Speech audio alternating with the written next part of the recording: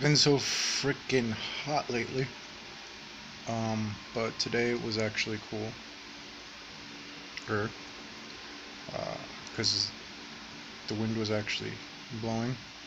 I'm gonna post updates, just photos, photo maybe of the Comfrey, which hasn't all made it. One of them was really badly affected by the mineral. It was I've been watering a lot because it's been really hot, even though they're in the shade, and they've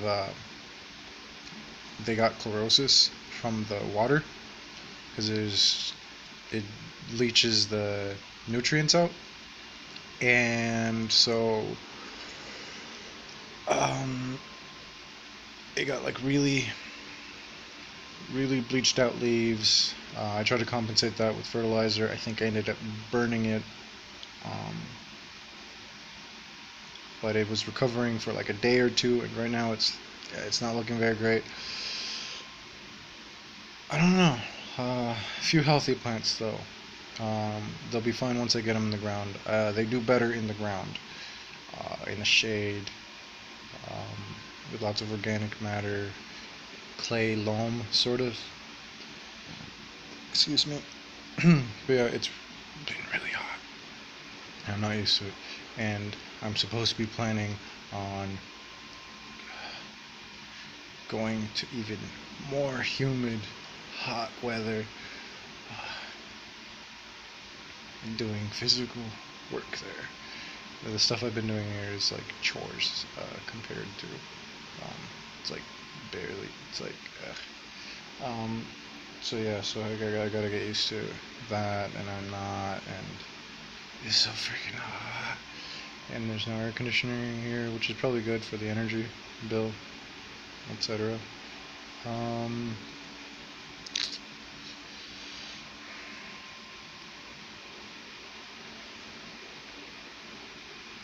Okay, so yeah, so there's stuff. The pine tree actually died. The pine tree out there actually died. Neem is doing well. The neem tree is doing really well. The moringa cuttings that I had didn't do well, but I know that the tree that I had in a pot is doing well. It got transplanted into the actual ground, next to the acacia, or no, next to the palo verde that I grew from seed. They're doing well, I'm told. What else? Mulberry's okay. It's doing okay. I managed to slow down the chlorosis by not watering it so often. It's so hot. It's like,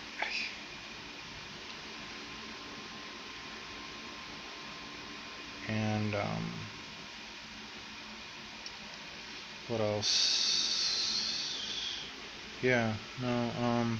The design stuff, the earthworks and moving soil and digging and moving planting for the park hasn't been moving very much forward. I have so many seeds for the patio and garden and out there, and I haven't gotten those done with, dealt with, because it's just not. It's touch and go. It's a. I'm not the only factor. Uh, I'm not the only factor dealing with these things. Right. I got the front-facing camera on right now, so it's like. Anyways, yeah.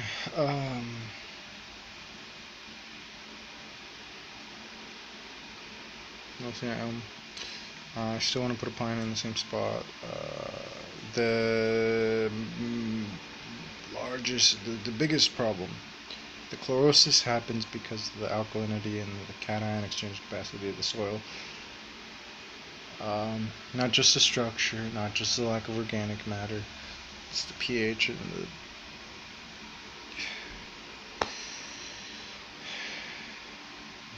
nutrient retention. It leaches out too much.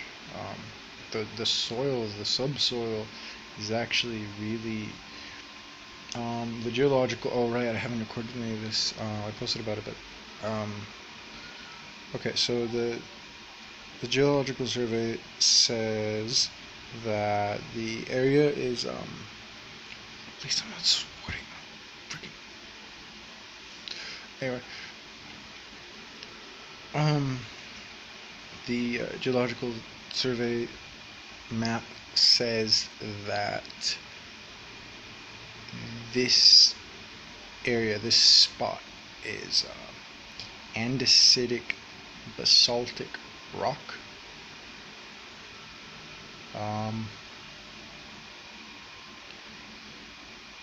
Maybe, but right out there, I dug like 1, 2, 3,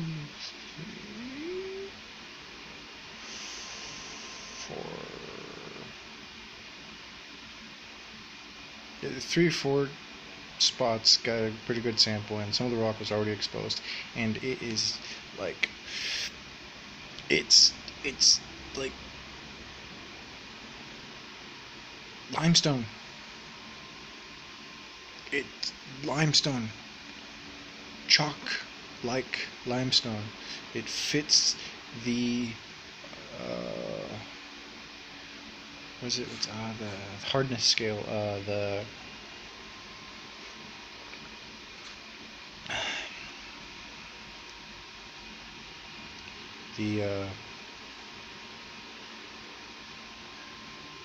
hardness scale. What's the Mohs?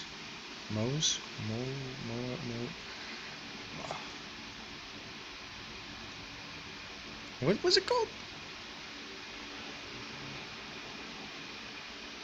Mohs, hardness scale, something.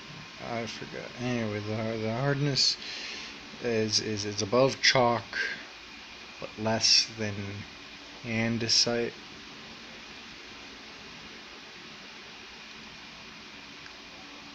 It's white, reacts with vinegar, which puts the pH at. Oh, did I? I think I put that in the notes on one of my Instagram posts. Pretty sure I mentioned it on Tumblr. Probably not on Facebook, but maybe on Facebook. I'm trying to be consistent with what I post and stuff if it's relevant. The search feature on both Tumblr and Facebook seems to selectively not let me access my own posts when I try to go back and find them.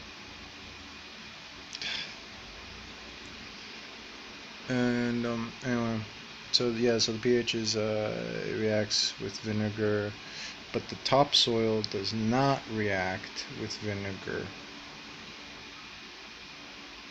and it actually reacts with hydrogen peroxide. It's had roots and other bits of organic matter, animal droppings. So yeah, so future reference. Look at my face. It's annoying. Like you want to do well by the plants, and unless they're really well established after a long time, they haven't been responding well. And even then, the well established ones still show signs of chlorosis with regular watering.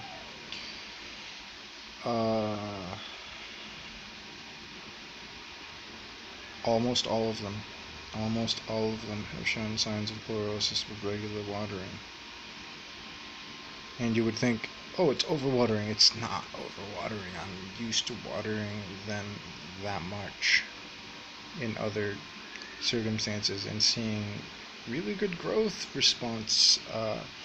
Not the case here now.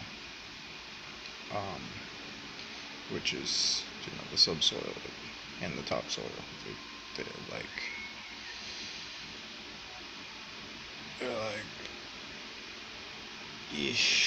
conflicting the growth. Anyway, but it does bode well. Does bode well for avocado. I'm running on 10 minutes. I'll keep it under 15. Does bode well for things like avocado, maybe almonds.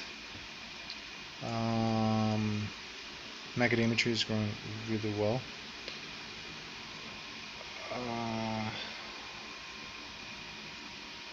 Stuff is a mess right now, but maybe I should show what the macadamia tree looks like now after pruning. I guess I've got everything open, which is probably gonna bite me in the butt after all these. Like, I know the mosquitoes don't like the dry wind. I have a feeling they're gonna show up eventually. I got like bug bites all over my legs. Anyway, can you see that? No, it's too bright. It's too bright.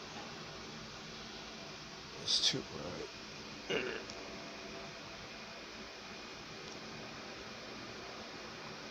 Look at that. Neem in front of the macadamia. Yeah, it's too bright. The contrast. Whoa. The contrast will not adjust. There's a fire over that way. It looks like an industrial type fire. Ooh, lovely toxins. Oh, did I mention the plastic remediation thing? Please explain my dumbass stalkers. My method, my arithmetic, mnemonic device for these assholes who can't get out of my fucking business but won't bother to be fucking courteous enough to pay me fucking royalties for all the fucking bullshit they put me through. At least. Anyway, right, they're in my business so much, but even though I did the, research to find biological plastic remediation methods which are already confirmed, found by other scientists, which are much more respectable by institutions that these people respect, supposedly. Or at least, they earn the big bucks. They earn the big bucks. Fungus, bacteria, and certain arthropods like mealworms, silk moths.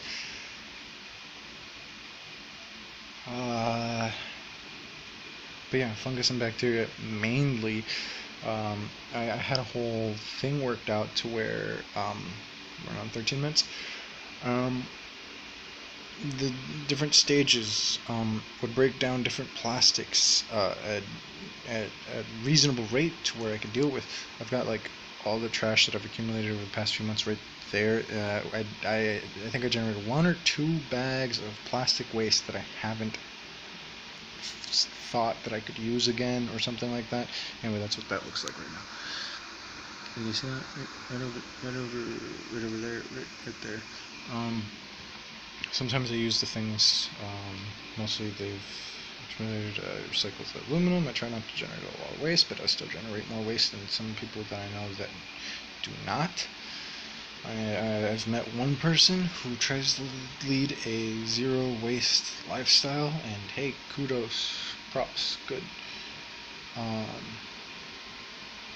think we need a lot more of that, but I'm not there right now. I'm trying to make use of these things, and I thought that these assholes would at least try to make themselves look a little bit more benevolent, a little bit less asshole-like, since they're so far in my business and they don't actually, treat me well.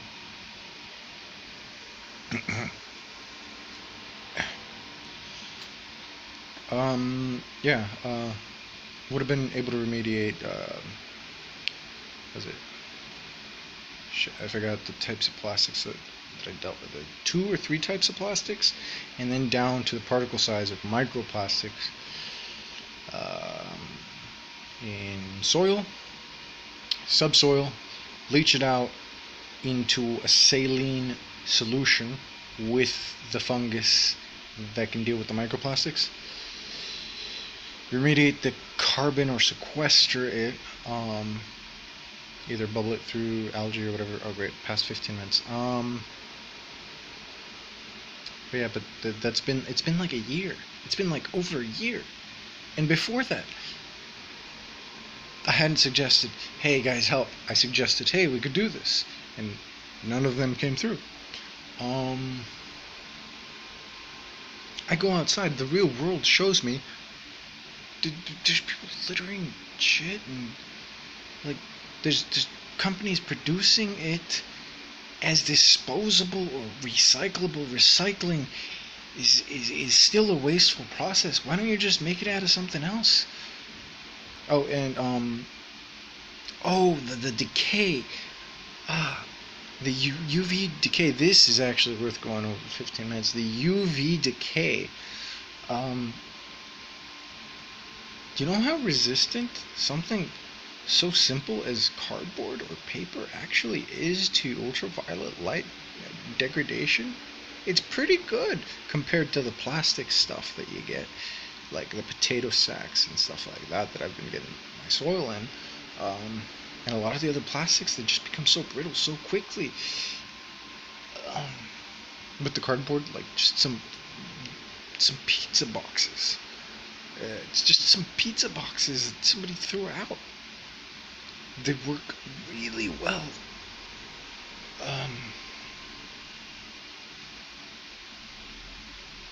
Yeah. And the decay process is actually pretty benign for the environment, etc.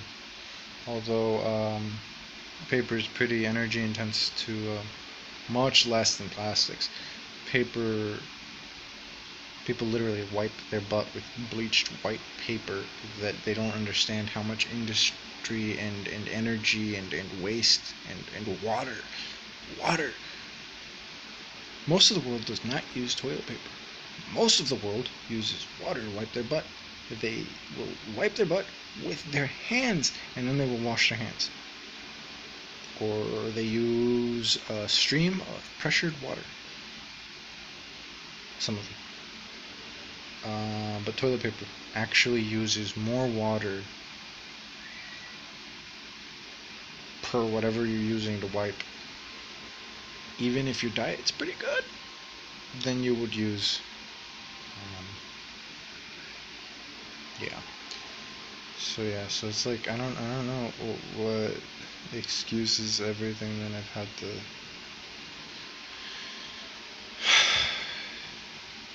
I mean, I'm not complaining, people are living through worse, but like it's a little ridiculous what I've had to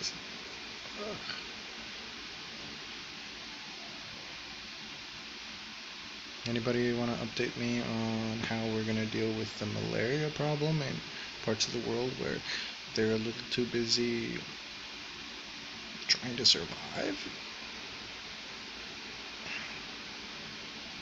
That's just a coincidence, by the way. Something is actually in my eyeball.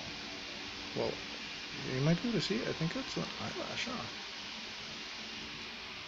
Is that an eyelash? Can't tell.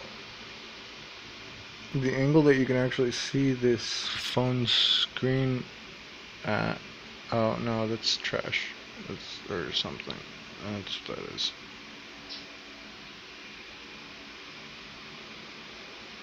Oh great, this is what I'm doing with the when I upload this on YouTube and people are gonna be like, what the fuck is this? Anyway, yeah, but it helps me to sort things out, because search feature on, what is that? It's just mucus. That's not what's in there, it's still hurting.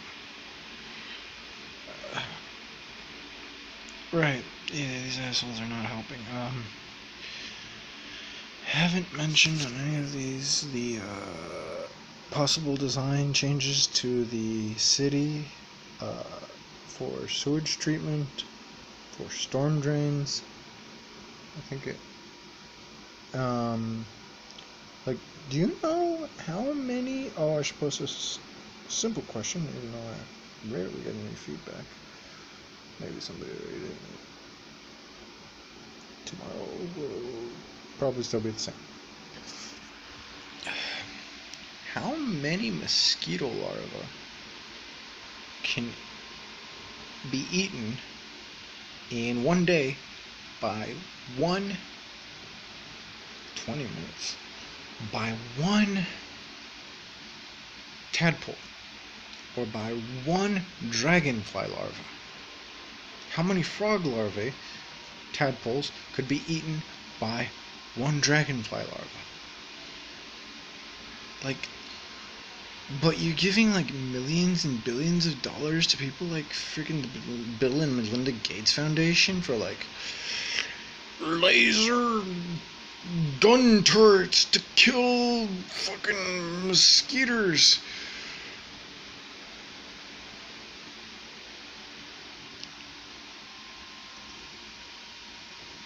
Guys,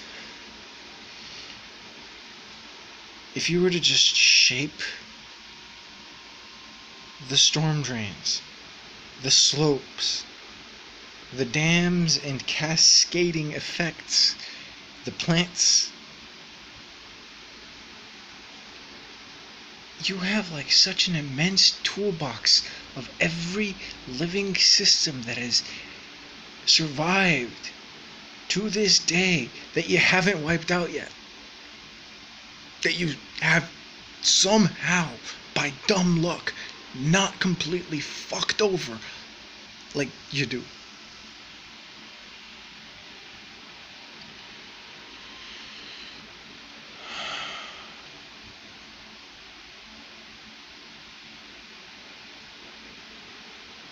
Alright, I might want to close on a different note.